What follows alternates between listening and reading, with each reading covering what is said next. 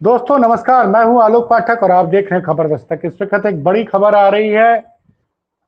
Samajwadi party के नेता आजम खान साहब, जो 23 सितंबर को 22 महीने की जेल के बाद बाहर आए थे, जिनको जमानत मिली थी, उनकी तबीयत खराब हो गई है और मीडिया रिपोर्ट्स की माने तो उनको दिल्ली में संभवतः गंगाराम अस्पताल में एडमिट करा दिया गया है। तो ये एक बड़ी खबर है। जब से आजम आए हुए हैं तब से लगातार खबरों में बने हुए हैं। दरअसल आजम को जब जेल से बाहर आए थे 23 सितंबर को, तब भी उन्होंने कहा था मीडिया वालों से कि पहले मेरी तबीयत ठीक नहीं है, मैं इलाज कराऊंगा, उसके बाद आगे के भविष्य के बारे में सोचूंगा। तो सितंबर के अंतिम हफ्ते में वो गंगाराम अस्पताल में 2-3 दिन तक एडमिट भी थे। वहीं से जानकारी आई। आजम खान साहब ने बताया कि भैया जेल में मैं जेल का बना खाना कम खाता था। मुझे डर लगता था क्योंकि जो इस तरह से मीडिया में खबरें आई थी कि मुख्तार अंसारी साहब को खाने में कुछ नशीला जहरीला पदार्थ दे दिया जाता था, तो उनको भरोसा नहीं था। तो क्या करते थे, वो डर गए थे, तो नींबू का अचार बता रहे थे कि नींबू का अचार वो बना लिए थे, उसी के साथ सुबह एक रोटी और शाम में एक रोटी खाया करते थे। तो एक तो उसकी वजह से गले में इन्फेक्शन हो गया था, दूसरा उम्र हो गई अब 77-78 साल की आजम साहब की। और अभी वो सितंबर के लास्ट में 3-4 दिन तक वहां पे गंगाराम अस्पताल में एडमिट थे। आज सुबह उनको उनकी तबीयत ठीक नहीं थी।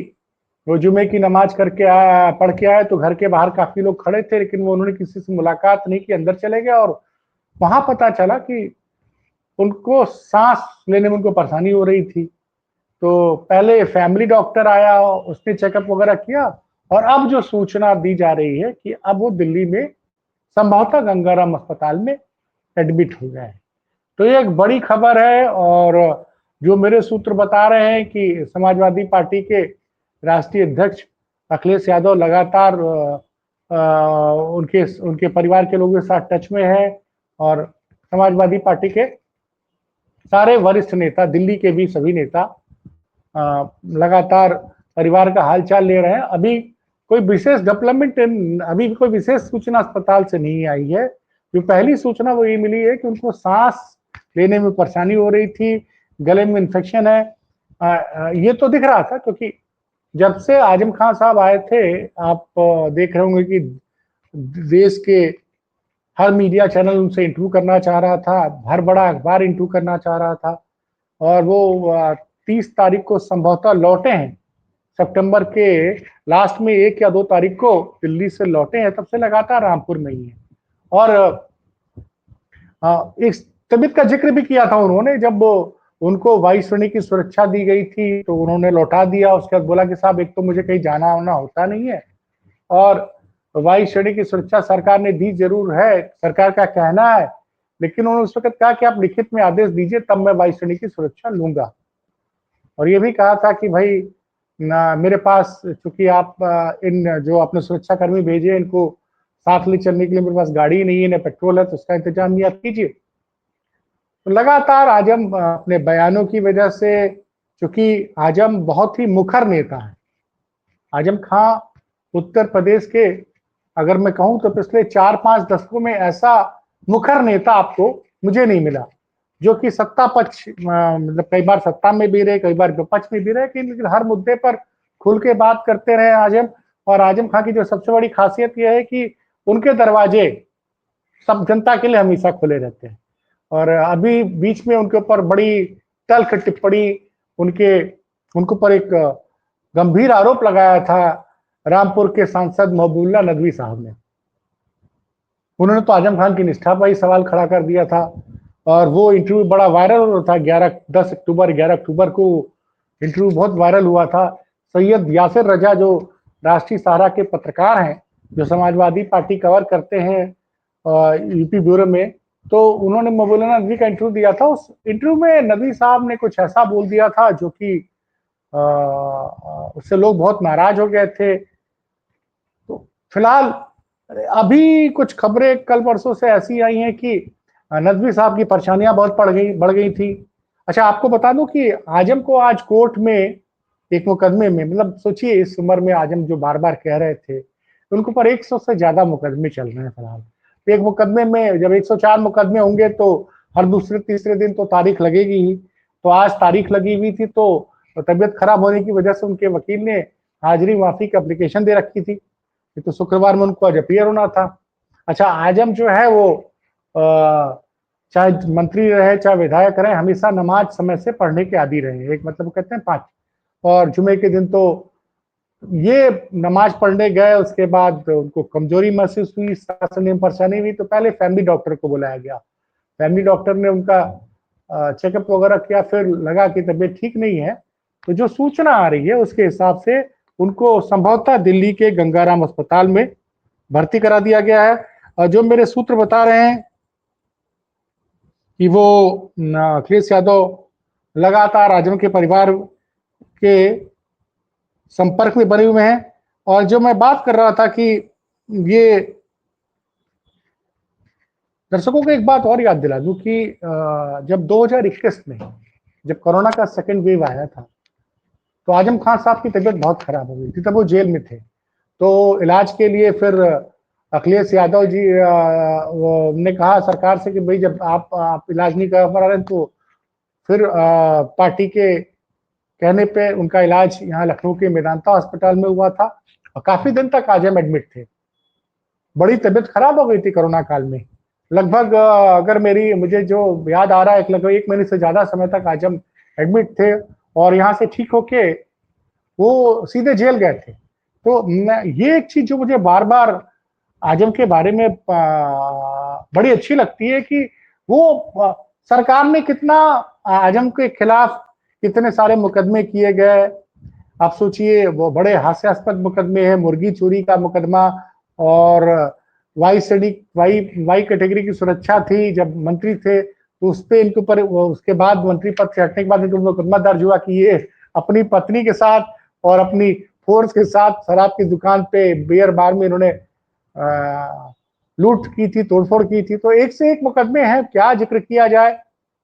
लेकिन आजम की जो मैं बता रहा हूं कि कोरोना काल में तो मुझे लगा था कि आजम शायद पैरोल के लिए लिख देंगे, लेकिन आजम ने उस वक्त भी कोरोना काल में मेदांता अस्पताल लखनऊ से ठीक हुए लगभग 30 या 40 दिन एडमिट थे वो।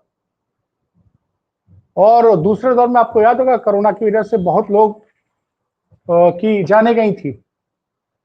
वो तो वो दौर था जो कि वो दौर भगवान दोबारा न दिखाए। जो तस्वीरें थी आप याद करिए, शमशान घाट पे जगह नहीं थी, और अस्पताल में बेड नहीं थे, लोग आ रहे थे मर्जी, और अस्पताल के बाहर ही जहाँ मतलब वो सीढ़ी पे सड़क पे लोग जान चली जा रही थी लोगों की, तो उस भयानक बीमारी से भी। लेकिन उसके बाद आज जब कोरोना के बाद से बार बार उनको सांस की परेशानी होती है, अब पहुंच गए हैं दिल्ली। उम्मीद करते हैं कि आजम साहब का स्वास्थ्य जल्द से जल्द ठीक होगा, हो जाए। इस बारे में अगर कोई अपडेट आएगा तो मैं अपने दर्शकों को आजम के हेल्थ के बारे में हमेशा अपडेट देता रहूंगा। मैं बता रहा था कि जो महबूबुल्लाह नदवी साहब ने आजम के ऊपर बड़े गंभीर आरोप लगाए थे। बताया था ना कि एक दैनिक भास्कर के पत्रकार हैं सईद रसद यासिर रजा, उनके साथ इंटरव्यू में उन्होंने आजम के ऊपर तो यह तक आरोप लगा दिया था कि आजम के लोगों ने 2024 के लोकसभा चुनाव में सपा को नहीं बसपा को वोट दिया था। और मैंने उसके बाद बताया था कि आजम महबूबुल्लाह नदवी के इस बयान के बाद उनकी पार्टी में कार्यकर्ता बड़े नाराज हो गए थे, और अखिलेश यादव को इसकी जानकारी हुई थी। तो जो मेरे सूत्रों ने बताया था कि अखिलेश यादव ने फोन करके उनको काफी बड़ी चेतावनी दी थी, कड़ी चेतावनी दी थी। तो उसके बाद से नदवी साहब थोड़ा शांत थे। लेकिन अभी क्या हुआ है कि हाई कोर्ट में उनकी चौथी पत्नी ने मुकदमा किया था। उस मुकदमे में हाई कोर्ट ने यह फैसला दिया कि नदवी साहब अपनी पत्नी को हर महीने 30,000 रुपया खर्चे पानी के लिए देंगे, और प्लस 3 महीने के अंदर मध्यस्थता करके इस मामले का फाइनल हल निकालें।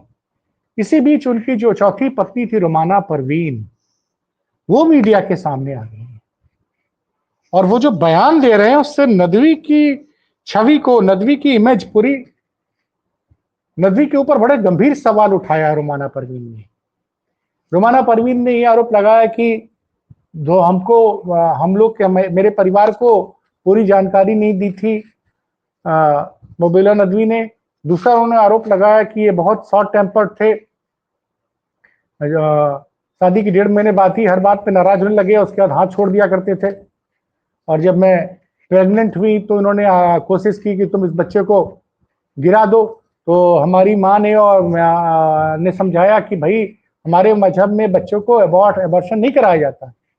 खैर वो बेटा हुआ, लेकिन उसके बाद भी इन्होंने मेरे को मेरे पिता के यहाँ छोड़ दिया, बोला कि मैं कुछ दिन बाद ले जाऊंगा, उसके बाद लेने नहीं आए। तो ये जो जब से ये रुमाना परवीन का इंटरव्यू वायरल हो रहा है, तब से सोशल मीडिया पे खासकर जो मुस्लिम समुदाय के युवा हैं वो बड़े नाराज हो रहे हैं। कईयों का कहना है कि आपने, इकास मोहम्मद क्यास नाम के पत्रकार हैं, उन्होंने तो लिखा कि आपने आजम जैसे ईमानदार शख्स पर के चरित्र पर हमला बोला था, और ये देखिए कि कुदरत ने आपको तुरंत इसका खामियाजा आपको भुगतना पड़ रहा है।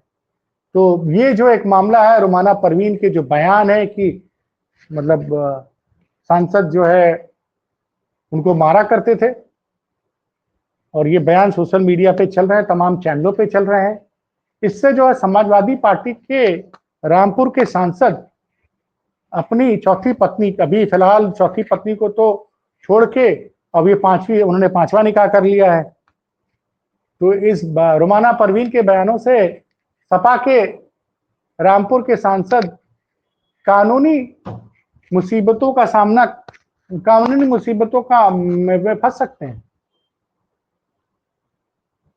तो बड़ी खबर जो मैंने बताया कि आजम खान साहब की तबीयत खराब है, फिलहाल वो दिल्ली के गंगाराम अस्पताल में एडमिट है। जो पहली इंफॉर्मेशन आ रही वो यही आ रही कि उनको सांस लेने में कुछ दिक्कत है। तो और कोई अपडेट होगा तो मैं आपके पास तुरंत लेके आऊंगा। फिलहाल ये बड़ी खबर थी, तो मैंने कहा अपने दर्शकों तक इस बड़ी खबर को पहुंचा दिया जाए, क्योंकि बहुत से दर्शक हमारे जो है आजम खान के बारे में हर अपडेट जानना चाहते हैं। तो देखते रहिए खबर दस्तक, फिर मिलता हूं किसी बड़ी खबर के साथ। धन्यवाद।